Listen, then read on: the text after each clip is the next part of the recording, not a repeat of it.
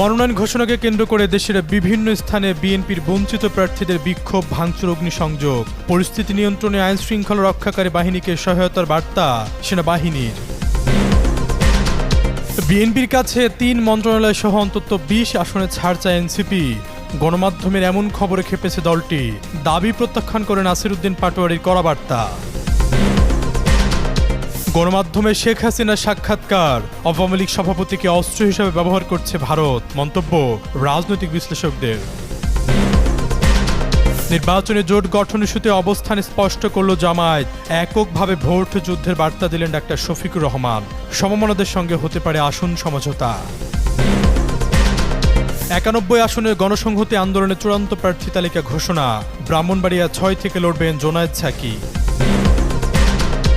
বিএনপির হয়ে নির্বাচনে লড়বেন মোহাম্মদ আসাদুজ্জামান। অ্যাটর্নি জেনারেলের দায়িত্ব থেকে পদত্যাগের ঘোষণা।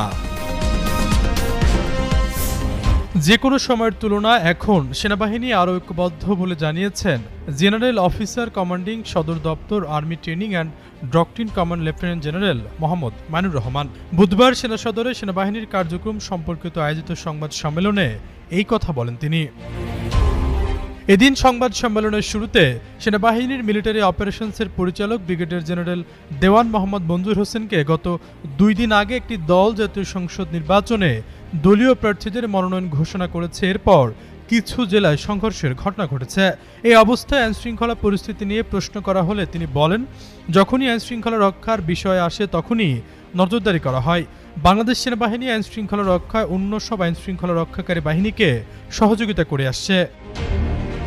লেফটেন্যান্ট জেনারেল মোহাম্মদ মাইনুর রহমান বলেন, যে পরিস্থিতির মধ্য দিয়ে আমরা গত ১৫ মাস দায়িত্ব পালন করেছি তা একেবারে সহজ ছিল না। বাংলাদেশ এ ধরনের পরিস্থিতির মুখোমুখি প্রতিদিন হয় না। তাই আমরাও চাই একটি সুষ্ঠু নির্বাচন হোক এবং আমরা সেনানিবাসে ফিরে যাই। সামাজিক যোগাযোগ মাধ্যমে সেনাবাহিনীকে ঘিরে প্রচারিত বিভিন্ন গুজব প্রসঙ্গে তিনি বলেন, গত ১৫ মাস যাবৎ সেনাবাহিনী অত্যন্ত চ্যালেঞ্জিং পরিস্থিতিতে দায়িত্ব পালন করেছে।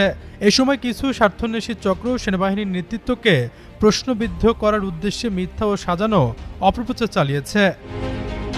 এ সময় তিনি স্পষ্টভাবে বলেন, আমি আপনাদের নিশ্চিত করতে চাই সেনাবাহিনীর প্রতিটি সদস্য সেনাপ্রধান ও সিনিয়র লিডারশিপের প্রতি শতভাগ অনুগত। যে কোনো সময়ের তুলনায় এখন সেনাবাহিনী আরও ঐক্যবদ্ধ, শৃঙ্খলাবদ্ধ এবং ভ্রাতৃত্ববোধে দৃঢ়। তিনি আরও বলেন, সেনাবাহিনী দেশের জনগণের সেনাবাহিনী। তাই জনগণের স্থিতিশীলতা ও নিরাপত্তা নিশ্চিত করার জন্য প্রয়োজনীয় দায়িত্ব সেনাবাহিনী পালন করে যাবে। নির্বাচনকালীন সরকার ও নির্বাচন পেছানোর কথা শোনা যাচ্ছে এমন প্রশ্নের জবাবে মোহাম্মদ মঞ্জুর হোসেন বলেন, বাংলাদেশ সেনাবাহিনীর একটি সুষ্ঠু ও অবাধ নির্বাচনের জন্য সরকারের যে ইচ্ছে এবং গাইডলাইন দেয়া আছে এবং নির্বাচন কমিশন যে পরিপত্র প্রকাশ করবে সেই অনুযায়ী বাংলাদেশ সেনাবাহিনী সর্বাত্মক সহযোগিতা করবে। এ সময় আসন্ন নির্বাচন নিয়ে বিভিন্ন প্রশ্নের জবাবে ব্রিগেডিয়ার জেনারেল মোহাম্মদ মঞ্জুর হোসেন বলেন, মাননীয় প্রধান উপদেষ্টার সঙ্গে ৩ বাহিনীর প্রধান দেখা করেছেন। কি বিষয়ে আলোচনা হয়েছে এরই মধ্যে মাননীয় প্রধান উপদেষ্টার কার্যালয় থেকে একটি সংবাদ বিজ্ঞপ্তির মাধ্যমে জানানো হয়েছে। আশরাফুল ইসলাম, যুগান্তর নিউজ। সম্ভাব্য আসন সমঝোতা প্রশ্নে আপাতত বিএনপির দিকে বেশি ঝুঁকছে জাতীয় নাগরিক পার্টি। আসন্ন নির্বাচনে বিএনপির জোট সঙ্গী হতে মির্জা ফখরুলদের সঙ্গে অনানুষ্ঠানিক আলোচনা অব্যাহত রেখেছেন নাহিদ আক্তাররা। উভয় দলের সূত্র থেকে জানা গেছে, ত্রয়োদশ জাতীয় সংসদ নির্বাচনে বিএনপির থেকে অন্তত ২০ আসনের সমঝোতা চায় এনসিপি। এছাড়াও বিএনপি ক্ষমতায় গেলে মন্ত্রিসভায়ও হিস্সা চায় দলটি। এসব প্রস্তাব, দাবি বা আলোচনা সবই অনানুষ্ঠানিকভাবে চলছে। তবে এনসিপি কার সঙ্গে জোটে যাবে, আসন সমঝোতা করবে নাকি এককভাবে মাঠে নামবে সেই হিসেব এখনও খোলা রয়েছে। দলটির গুরুত্বপূর্ণ নেতাদের কেউ কেউ ব্যক্তি পর্যায়ে জামায়াত ইসলামীর সঙ্গেও যোগাযোগ রাখছেন। বিএনপির একটি সূত্র বলছে, কেবল আসন সমঝোতা নয়, এনসিপি নেতারা নিজেদের ভবিষ্যতে নিরাপত্তার বিষয়ে একটা নিশ্চয়তা চান। তারা বিএনপি ক্ষমতায় গেলে এনসিপি থেকে ৩ জনকে মন্ত্রী করার কথাও অনানুষ্ঠানিকভাবে আলোচনায় তুলেছেন। তবে বিএনপির দিক থেকে এই বিষয়ে স্পষ্ট করে এখনো কিছু জানানো হয়নি।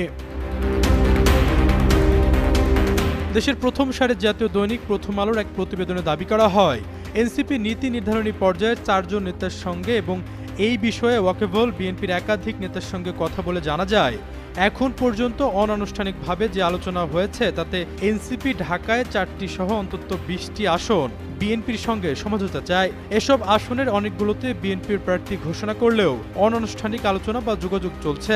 দুই দলের মধ্যে বোঝাপড়া হলে সংশ্লিষ্ট আসনগুলোতে বিএনপি প্রয়োজনে প্রার্থী তুলে নেবে। এনসিপি সংশ্লিষ্ট কোনো সূত্র জানায়, এনসিপির ব্যাপারে জামায়াতেরও আগ্রহ রয়েছে।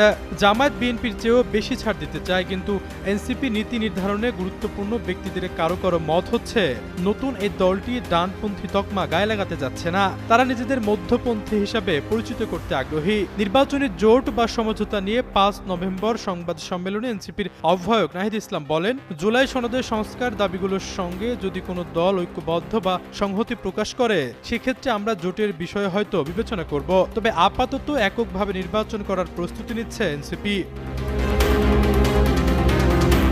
এদিকে বিএনপির কাছে এনসিপির 20 আসন ও 3 মন্ত্রণালয় চাওয়ার দাবি করা প্রতিবেদন প্রত্যাখ্যান করেছে দলটির শীর্ষ নেতা নাসিরুদ্দিন পাটোয়ারি। তার ভাষায় এখন পর্যন্ত বিএনপিকে এমন কোনো প্রস্তাব দেয়নি এনসিপি।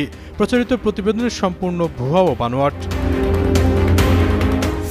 দেশ জুড়ে বইছে নির্বাচনী হাওয়া।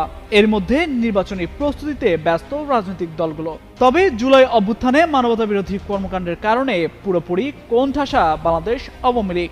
নিষিদ্ধ রয়েছে দলটির কার্যক্রম। এছাড়া গেল বছরের 5 আগস্টের পর থেকেই ভারতে অবস্থান করছেন দলের সভাপতি ও মানবতাবিরোধী অপরাধে অভিযুক্ত শেখ হাসিনা। সেখান থেকেই দলের নেতাকর্মীদের বিভিন্ন নির্দেশনা দিচ্ছেন তিনি। তার নির্দেশেই নির্বাচনের আগে দেশের পরিস্থিতি অস্থিতিশীল করতে চায় তার দল। এমন প্রেক্ষাপটে শেখ হাসিনাকে বাংলাদেশের বিপক্ষে অস্ত্র হিসেবে ব্যবহার করছে ভারত। বুধবার এমন তথ্য দিয়ে একটি প্রতিবেদন প্রকাশ করে ব্রিটিশ সংবাদ মাধ্যম বিবিসি বাংলা। সেখানে বলা হয়, ঢাকায় শেখ মুজিবুর রহমানের বাসভবন ধানমন্ডি 32-এ ভাঙচুরের পর বাংলাদেশ সরকার একটি বিবৃতি দিয়ে অভিযোগ করে ভারতে অবস্থানরত শেখ হাসিনাই সোশ্যাল মিডিয়াতে লাগাতার মিথ্যা ও উস্কানিমূলক বক্তব্য দিয়ে পরিস্থিতিকে অস্থিতিশীল করে তুলতে চাইছেন। ভারতের উচিত তার মুখে রাশ টেনে ধরা। ঢাকায় নিযুক্ত ভারতীয় রাষ্ট্রদূতকে তলব করে জানানো হয় আনুষ্ঠানিক প্রতিবাদও।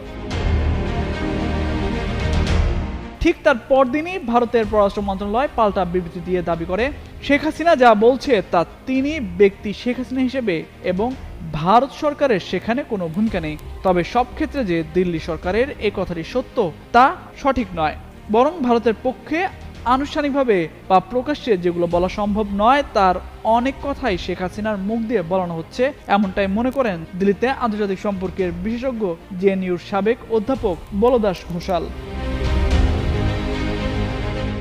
এ বিষয়ে তিনি বলেন, শেখ হাসিনার এই সাক্ষাৎকারগুলো মধ্য দিয়ে ভারতই একটু আক্রমণাত্মক অবস্থান নিতে চাইছে।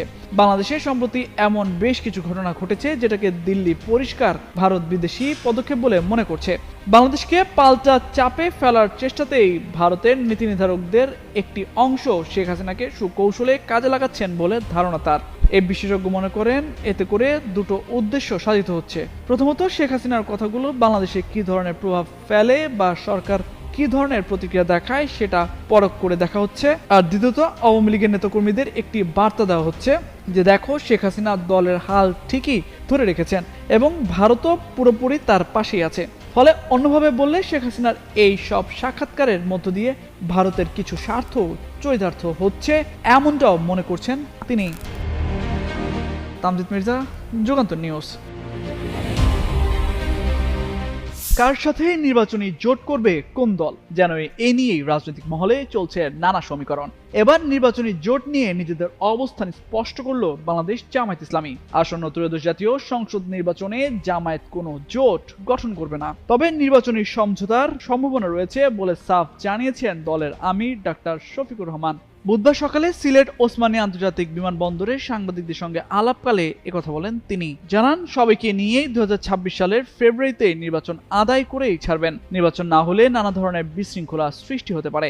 এছাড়া পিআর পদ্ধতিতে নির্বাচন নিজেদের শ্রেষ্ঠ দাবি, তাই পিআর পদ্ধতিতে নির্বাচন সাধারণ মানুষ সমর্থন দেবে বলে প্রত্যাশা ব্যক্ত করেন জামায়াতের আমির। স্কিন শুষ্ক রুক্ষ হয়ে যাবে বলে কি বাইরে যাবে না?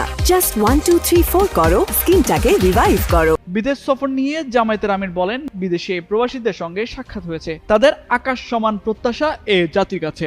তারাও জাতি বিনির্মাণে অবদান রাখতে চান। এ জাতির কাছে তাদের পাওয়ার কিছুই নেই, তারা একটু সম্মান চান। প্রবাসীদের সীমাহীন অবদান থাকার পরও তাদের প্রতি যথাযথ সম্মান প্রদর্শন করা সম্ভব হচ্ছে না বলে দাবি করেন তিনি। ত্রয়োদশ জাতীয় সংসদ নির্বাচন সামনে রেখে বিএনপির পর 91 আসনে প্রার্থী ঘোষণা করেছে গণসংহতি আন্দোলন। ব্রাহ্মণবাড়িয়া 6 আসন থেকে লড়বেন দলটির প্রধান সমন্বয়কারী জোনায়েদ সাকি। বুধবার রাজধানীর হাতিরপুলে দলের কেন্দ্রীয় কার্যালয়ে এক সংবাদ সম্মেলনে প্রার্থীদের নাম ঘোষণা করা হয়। এর আগে গত 2 নভেম্বর গণসংহতি আন্দোলনের 55 সদস্যের কেন্দ্রীয় নির্বাহী কমিটি নির্বাচিত করা হয়, যেখানে প্রধান সমন্বয়কারী জোনায়েদ সাকি এবং নির্বাহী সমন্বয়কারী হয়েছেন আবুল হাসান রুবেল। জোনায়েদ সাকি বলেন, প্রগতিশীল উদার মধ্যপন্থী দলগুলোকে নিয়ে জোট গঠনের চেষ্টা চলছে। বিএনপির সঙ্গেও আলোচনা চলমান আছে। নির্বাচনে প্রার্থীদের জামায়াতের পরিমাণ বাড়ানো ঠিক হয়নি মন্তব্য করে তিনি আরও বলেন, এটি গণতান্ত্রিক পদ্ধতি নয়। জোটের প্রতীকে নির্বাচন করার সুযোগ থাকা উচিত ছিল। এর আগে গেল সোমবার বিকেলে ঢাকার গুলশানে অবস্থিত বিএনপির চেয়ারপারসনের রাজনৈতিক কার্যালয়ে আয়োজিত সংবাদ সম্মেলনে প্রাথমিক প্রার্থী তালিকা ঘোষণা করেন বিএনপির মহাসচিব মির্জা ফখরুল ইসলাম আলমগীর। সে সময় 63টি আসন ফাঁকা রেখেই প্রার্থী ঘোষণা করা হয় বিএনপির পক্ষ থেকে। এর মধ্যে মিত্রদের জন্য ব্রাহ্মণবাড়িয়ার 2 ও ব্রাহ্মণবাড়িয়া 6 আসনও ফাঁকা রাখা হয়।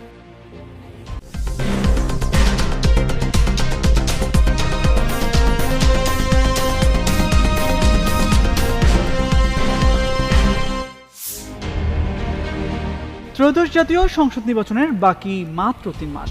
এর মধ্যে নির্বাচনের প্রস্তুতিতে ব্যস্ত রাজনৈতিক দলগুলো। অন্যদিকে চলতি মাসে আন্তর্জাতিক অপরাধ ট্রাইব্যুনালে মানবতাবিরোধী অপরাধে শেখ হাসিনার বিরুদ্ধে রায় হওয়ার কথা রয়েছে। এমন পরিস্থিতিতে রাষ্ট্রের প্রধান আইন কর্মকর্তা অর্থাৎ অ্যাটর্নি জেনারেলের পদ থেকে পদত্যাগ করে জাতীয় সংসদ সদস্য নির্বাচন করার ঘোষণা দিয়েছেন মোহাম্মদ আসাদুজ্জামান। বুধবার তত্ত্বাবধায়ক সরকার ফেরানোর আপিল শুনানি শেষে অ্যাটর্নি জেনারেলের অফিসে কনফারেন্স কক্ষে এক সংবাদ সম্মেলনে এ ঘোষণা দেন তিনি। নির্বাচনে অংশগ্রহণের বিষয়ে তিনি আরো বলেন, বাংলাদেশ জাতীয়তাবাদী দলের কাছে নমিনেশন চেয়েছেন তিনি। বিএনপির পক্ষ থেকে নমিনেশন পাবেন বলে আশা প্রকাশ করেন তিনি। এর আগে গেল সোমবার বিকেলে ঢাকার গুলশানে অবস্থিত বিএনপির চেয়ারপারসনের রাজনৈতিক কার্যালয়ে আয়োজিত সংবাদ সম্মেলনে প্রাথমিক প্রার্থী তালিকা ঘোষণা করেন বিএনপির মহাসচিব মির্জা ফখরুল ইসলাম আলমগীর। তালিকায় 237 আসনে প্রার্থী ঘোষণা করলেও মিত্রদের জন্য 63টি আসন ফাঁকা রেখেছে দলটি।